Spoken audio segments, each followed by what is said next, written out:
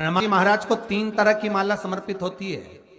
एक आंकड़े के पत्ते की, दूसरी बेलपत्र के पत्ते की, तीसरी पीपल के पत्ते की। ये 3 तरह की माला जब हनुमान जी महाराज को समर्पित होती है। आंकड़े की माला महाराज एक अवतार श्री हनुमान जी महाराज। हनुमान जी महाराज को 3 तरह की माला समर्पित होती है। एक आंकड़े के पत्ते की, दूसरी बेलपत्र के पत्ते की, तीसरी पीपल के पत्ते की। ये 3 तरह की माला जब हनुमान जी महाराज को समर्पित होती है। आंकड़े की माला महाराज, आंकड़े के पत्ते की जो माला होती है, ये माला कार्य की सिद्धि के लिए होती है। इसमें एक एक आंकड़े के पत्ते पर सीताराम लिखा जाता है। मात्र एक पत्ता ऐसा होता है जिस पत्ते पर सीताराम नहीं लिखा जाता। 108 पत्ते में से एक पत्ता, बस उस पत्ते को हथेली में रखकर उल्टा हाथ आपको रखना है और अपनी कामना कर कर उस पत्ते को बांध देना है। ये जरूरी नहीं है कि 25 के बाद बांधो, 50 के बाद बांधो या 100 के बाद बांधो, आपकी मर्जी पड़े। उस खाली पत्ते को कहीं पर भी बांध दीजिए और उस माला को अपनी कामना कर कर श्री हनुमान जी महाराज को समर्पित कर दीजिए। माला जब हनुमान जी को चढ़ जाए तब एक घी का और एक तेल का दिया हनुमान जी के सम्मुख में लंबी बाती का लगा देना है महाराज। एक घी का, एक तेल, और अपनी कामना कर कर आप आ जाइए। आपकी वो कामना 2.5 महीना या 3 महीना, इससे ज्यादा नहीं जाएगा, वो कामना बाबा पूरी करेगा। क्योंकि शिव और हनुमान ये सब एक ही स्वरूप है। अगर व्यक्ति के जीवन में बहुत भारी रोग हो गया है, बहुत ज्यादा कष्ट हो गया है, कैंसर जैसी बीमारी भी अगर उसको घेर ली है और किडनी लीवर सब बेकार हो गया, तो निवेदन है पीपल के पत्ते की माला बनवाओ, 108 पत्ते की, और हनुमान चालीसा का हर पत्ते पर स्मरण करिए महाराज। आप हनुमान चालीसा पढ़ते जाओ, माला में गांठ लगाते जाइए, और वो माला जो व्यक्ति कैंसर से पीड़ित है, हाथ का स्पर्श कराइए और शंकर को चढ़ाइए। केवल अष्टमी तिथि के दिन ये माला समर्पित होना चाहिए, शुक्ल पक्ष की अष्टमी के दिन। आप 2 या 3 अष्टमी को कर कर देखिए, अपने आप दवाई लगना प्रारंभ होगी। कैंसर जैसा रोग भी धीरे धीरे समाप्ति पर आएगा महाराज। पर करना शुक्ल पक्ष की अष्टमी को ही महाराज। कोई बच्चा एग्जाम में बैठ रहा है, सीए की पढ़ाई कर रहा है, कोई बहुत बड़े एग्जाम में बैठा, पास हो ही नहीं रहा, बहुत हार गया, बेलपत्री की माला चढ़ाई। पर बेलपत्र की जो माला है वो केवल प्रदोष पर चढ़ती है श्री हनुमान जी महाराज। आप बेलपत्र की माला चढ़ाओ, 108 बेलपत्र आप श्री शिवाय नमस्तुभ्यम मंत्र का जाप कर कर गांठ लगाकर भगवान श्री हनुमान जी महाराज के सामने पहुंचकर माला को सीधी रखकर, जो व्यक्ति एग्जाम में बैठ रहा है, नौकरी के लिए, अन्य पढ़ाई के लिए, अगर कंपटीशन एग्जाम में भी बैठ रहा है, तो माला को हनुमान जी महाराज, और हनुमान जी कौन से होना चाहिए? पूर्वमुखी। हनुमान दक्षिण मुखी नहीं चाहिए, पूर्व में जिन हनुमान जी का मुख हो वो माला ऐसी समर्पित कर कर हनुमान चालीसा का पाठ कर कर 3 बार स्मरण कर कर माला श्री हनुमान जी को पहना दीजिए। ऐसा कोई एग्जाम नहीं जिसमें से आप निकल ना पाए महाराज, पर करना आपको पड़ेगा। प्रदोष का दिन होना चाहिए, प्रदोष के दिन भगवान, और प्रयास जहां तक हो सके प्रदोष काल में अगर चढ़ाएंगे तो ज्यादा फलदायी रहेगा प्रदोष। और कई लोग तो ऐसे हैं, उनको आज तक हनुमान चालीसा पढ़ना नहीं है, आज तक कोई चालीसा, चाहे गायत्री चालीसा हो, लक्ष्मी चालीसा हो, शिव चालीसा हो, पढ़ना ही नहीं आती, बस बैठ गए भगवान के सामने और पढ़ लिया आसन लगा के। नहीं नहीं नहीं, चालीसा पढ़ने का भी एक नियम है। अगर कोई लक्ष्य लेकर पढ़ रहे हो तो उसका एक नियम है। पूरी जिंदगी पढ़ते रहोगे तो भगवान की प्राप्ति नहीं है, पर लक्ष्य लेकर अगर पढ़ा है, आसन से जिस भगवान की चालीसा पढ़ रहे हो उसकी मूर्ति या उसका फोटो आपके सामने होना चाहिए। एक घी का दिया, अगर हनुमान चालीसा पढ़ रहे हो तो या तो घी का दिया जलाओ, वो भी गाय के घी का हो, भैंस के घी का मत जलाना। हनुमान जी कभी प्रकट नहीं होंगे भैंस के घी से। घी का दिया लगाइए अगर चालीसा का पाठ कर रहे हो हनुमान जी का। और बहुत ज्यादा संकट है, बहुत ज्यादा परेशानी है, तो हनुमान चालीसा का पाठ करो तो तिल्ली के तेल का दिया लगाओ, काली तिल के तेल का दिया, तिल का तेल का दिया हनुमान जी के सामने आसन बिछाकर।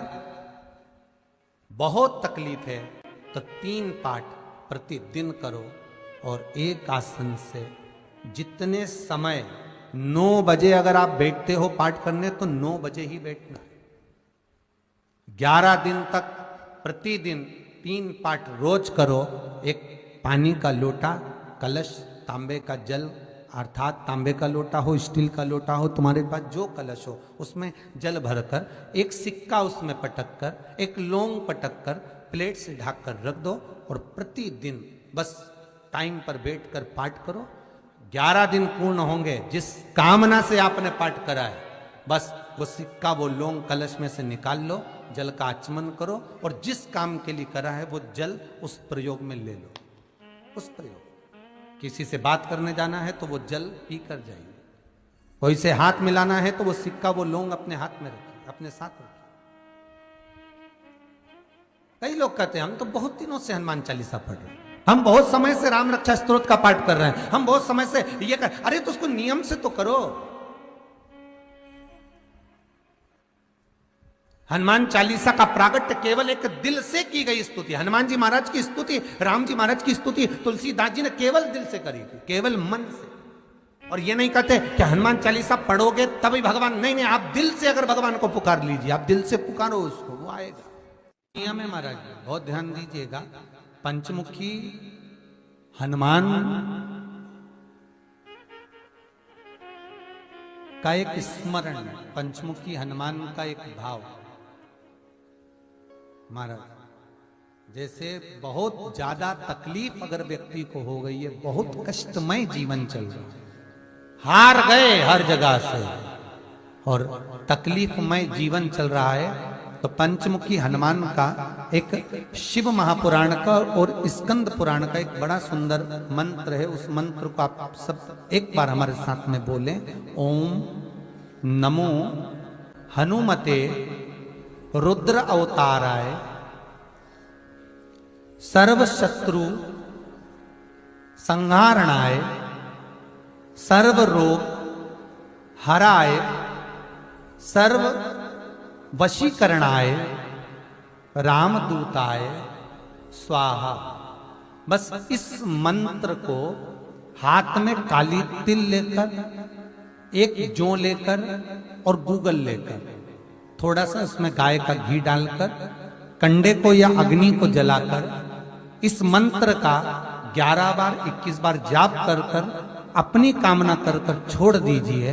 कैसा भी रोग हो, बीमारी हो, कष्ट हो, दुख हो, तकलीफ हो, 21 दिन के अंदर वो आनंद आना प्रारंभ कर देता है। इस मंत्र, स्कंद पुराण का, शिव महापुराण का ये मंत्र मूल पंचमुखी हनुमान सुख देंगे। और एक और चीज याद रखिए महाराज, यदि कोई काम के लिए जा रहे हो, कोई व्यापार के लिए जा रहे हो या नौकरी करने के लिए जा रहे हो और लगी नहीं रही, बहुत तकलीफ पा रहे हो, सर्विस ही नहीं लग रही, बहुत कष्टमय हो गया, तो निवेदन करूंगा 5 पीपल के पत्ते पर बेसन के 5 लड्डू घर में बने हुए, गाय के घी के 5 लड्डू रख लो, उस लड्डू के बीचों बीच एक आटे का दिया और उसमें तिल्ली का तेल डालकर इसी मंत्र का प्रयोग कर कर पंचमुखी हनुमान का किसी भी हनुमान के मंदिर में जाकर, दक्षिण मुखी हनुमान के मंदिर में जाकर उसको रख कर आ जाइए। इसके बाद आप उस काम के लिए जाइए, आपका काम सफल हो जाएगा। आपको किसी को नहीं कहना पड़ेगा कि हाथ जोड़ना नहीं पड़ेंगे, किसी के पांव नहीं पड़ना पड़ेंगे, तुरंत काम होगा।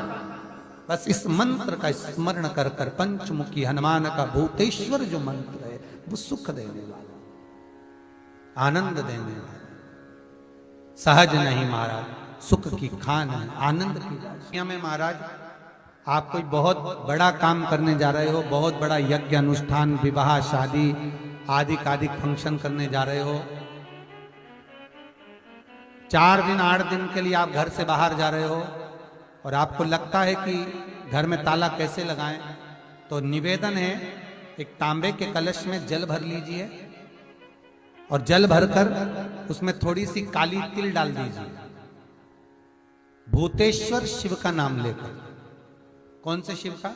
भूतेश्वर, शमशानवासी भूतेश्वर शिव का नाम लेकर काली तिल डाल दीजिए, कलश को प्लेट से ढक दीजिए, घर के किसी भी भाग में उसको रख दीजिए। उसके बाद आप चले जाओ।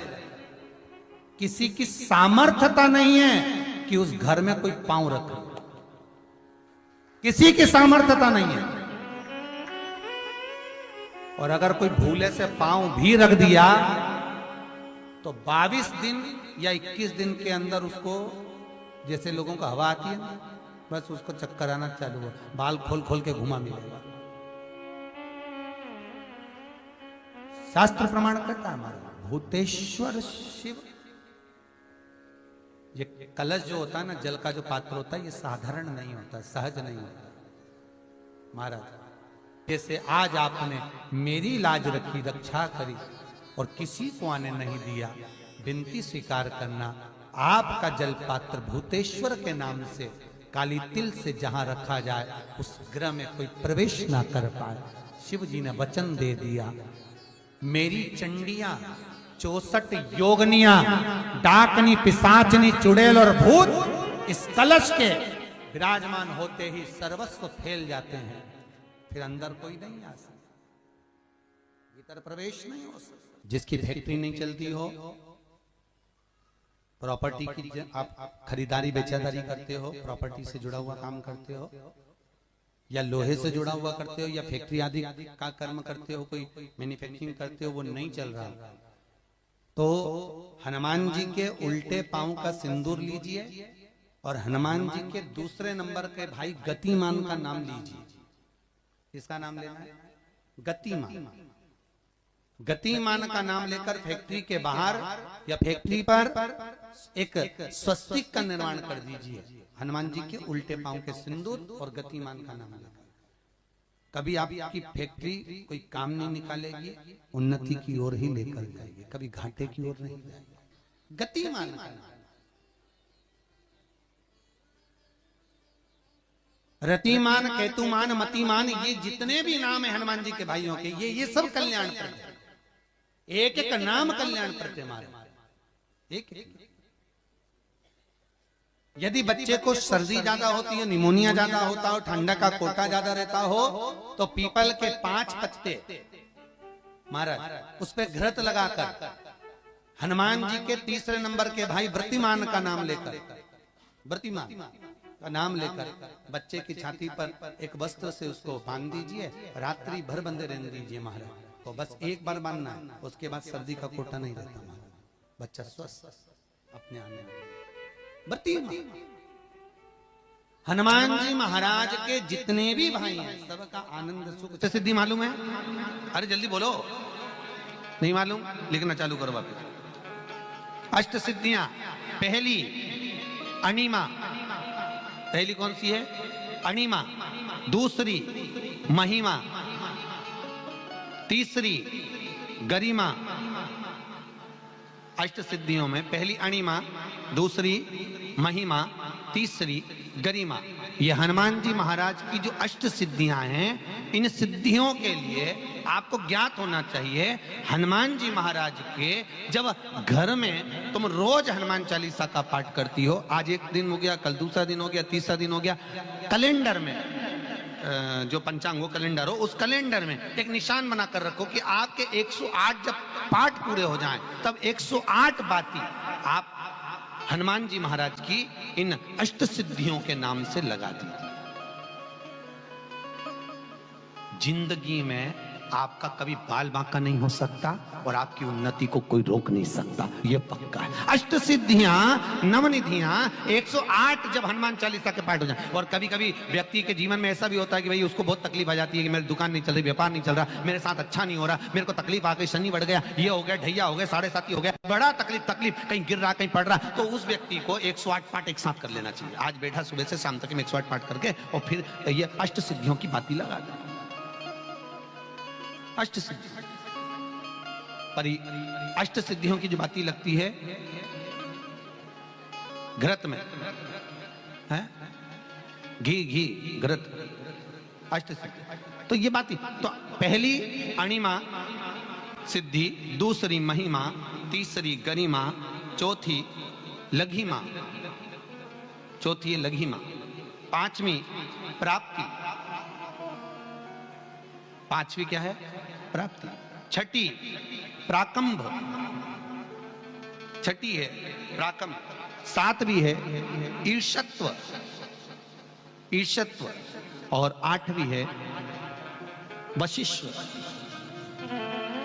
आठवीं है वशिष्ठ। ये हनुमान जी महाराज की 8 सिद्धियां और 9 पूरी हनुमान चालीसा की एक एक चौपाई में एक एक चीज से एक एक बीमारी का इलाज है, एक एक बीमारी का। महाराज हनुमान चालीसा की एक एक चौपाई से एक एक बीमारी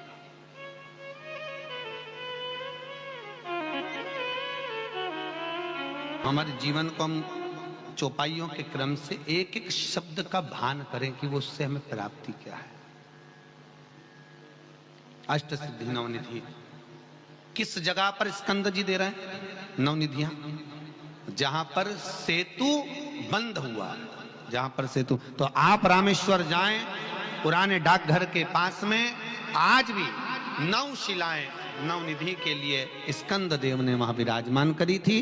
वहीं हनुमान जी महाराज ने जल पान करा था, वो स्थान आज भी विराजमान। आज हनुमान जी महाराज, अगर किसी पति पत्नी में झगड़ा चल रहा हो, प्रेम नहीं बढ़ रहा हो, बहुत क्लेश हुई और अदालत में बात पहुंच गई, तलाक होने वाला है, तो भी गतिमान का नाम लेकर हनुमान जी के मंदिर में एक ध्वजा लगा दी जाती है और उस पर ध्वजा पर स्वस्तिक बना दिया जाता है गतिमान का नाम लेकर। तो पति पत्नी का प्रेम वापिस बढ़ जाता है और तलाक नहीं होता है। महाराज जिसका तलाक नहीं चाहिए, अगर मन से सोच के बैठे कि तलाक चाहिए तो मत करना, पर नहीं चाहिए, प्रेम बढ़ाना है, उसके लिए लगे। तो उन्होंने हनुमान जी से कहा कि तुम क्या चाहते हो? हनुमान जी बोले मेरे को जाना है, क्योंकि जहां राम वहां हनुमान। हनुमान जी जब कहने लगे कि मेरे को जाना है, तो राम जी महाराज बोले नहीं नहीं हनुमान, तुझे सबसे ज्यादा प्रिय क्या है? तो कह राम।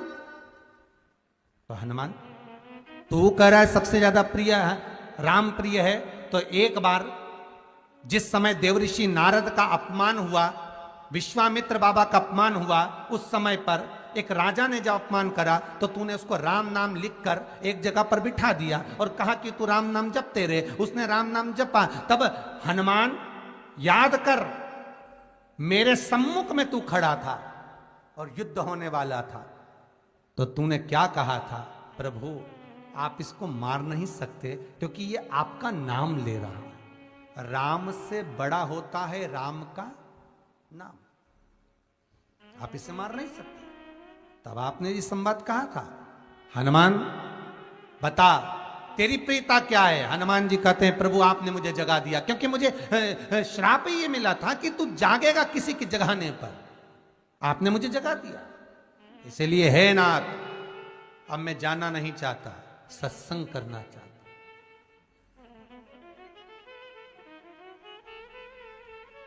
श्री राम जी का चरित्र है, अब मैं सत्संग करूंगा, भजन करूंगा, नाम जाप करूंगा। पर राम जी जानते हैं हनुमान से कहा, हनुमान मेरा जाने का समय आ गया, मुझे तो जाना पड़ेगा ना। सीता पृथ्वी में चली गई, मुझे भी जाना है, मैं सरयू के जल में अपने प्राणों को त्यागूंगा, मानव का शरीर है इसको त्यागना तो पड़ेगा ना हनुमान। हनुमान जी बोले तो त्याग दो, त्यागने में क्या दिक्कत है, त्यागो आप तो। पर दिक्कत एक बहुत बड़ी है। तो राम जी ने जैसी कहा दिक्कत बहुत बड़ी है, तो हनुमान जी पूछे ऐसी कौन सी दिक्कत है? हनुमान जी के शब्द सुने तो राम जी बोले, जब जिस समय पर तुम सूर्य को निगल गए थे, इंद्र को क्रोध आया था और इंद्र ने तुम पर वज्र का जब प्रहार करा था, जब वज्र का प्रहार इंद्र ने करा तब तुम्हारा नाम हनुमान हुआ। तब सारे देवी देवताओं ने तुम्हें वर प्रदान करा। उस जगह पर यमराज भी खड़ा था, तो यमराज ने तुम्हें वर दिया था कि जहां हनुमान होगा वहां यमराज नहीं होगा। अब दिक्कत यह है कि मुझे प्राण त्यागना है और तू मुझे 1 मिनट के लिए नहीं छोड़े, तो यमराज आएगा कैसे? दिक्कत वहां अड़ी पड़ी है।